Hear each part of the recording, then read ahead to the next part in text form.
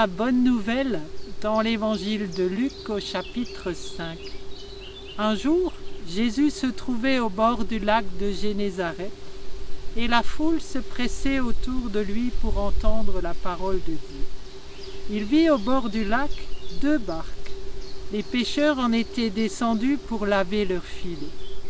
Il monta dans l'une des barques qui appartenait à Simon et il le pria de s'éloigner un peu du rivage. Puis il s'assit et de la barque il enseignait la foule.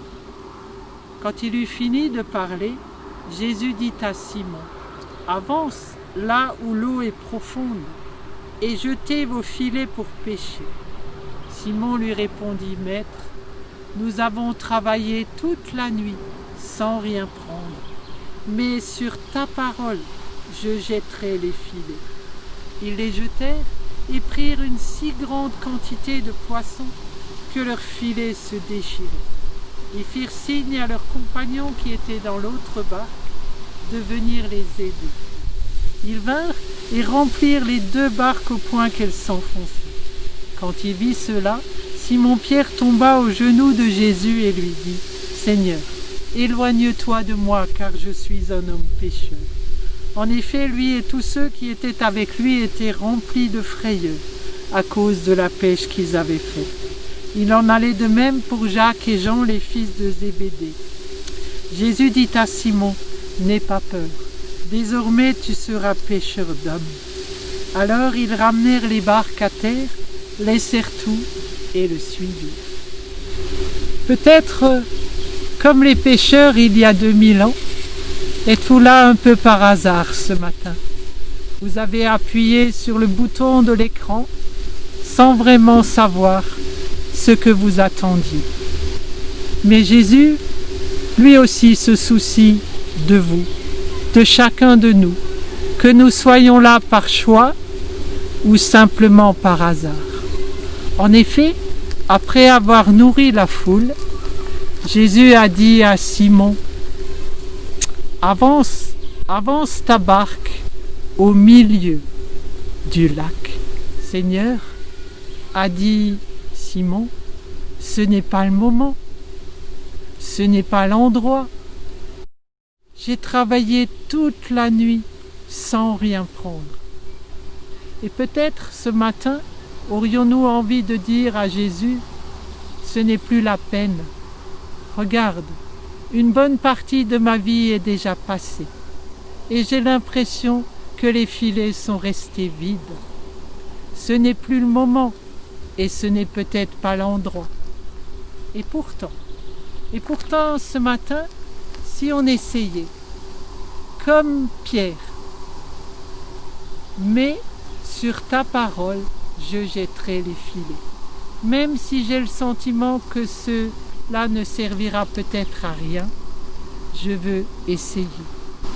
Jésus nous appelle et nous invite à oser aller jusqu'au milieu du lac. Peut-être me direz-vous, il vaudrait mieux rester au bord, là où on a pied, mais faire confiance, c'est oser lâcher, c'est oser aller plus loin. C'est Jésus qui invite Simon et ses amis à aller avec leur barque au milieu du lac et de faire tout simplement confiance. Pour nous aussi, cela peut devenir extraordinaire. Jésus nous invite à jeter nos filets, pas ceux des autres, mais les nôtres. Peut-être usés, peut-être déchirés, peut-être plus très utiles, avons-nous l'impression. Et pourtant, c'est nos filets qui nous invitent à jeter. Alors aujourd'hui, osons suivre l'appel de Jésus, osons lâcher, osons laisser derrière nous et partir à sa suite. Et nous découvrirons que Jésus-Christ n'a pas changé. Et aujourd'hui encore, dans les filets de nos vies, il s'y trouve des merveilles. Amen. Faisons nôtre cette prière. Seigneur, bénis nos mains, afin qu'elles soient attentionnées, capables de tenir sans devenir menottes, capables de donner sans compter, de consoler et de bénir.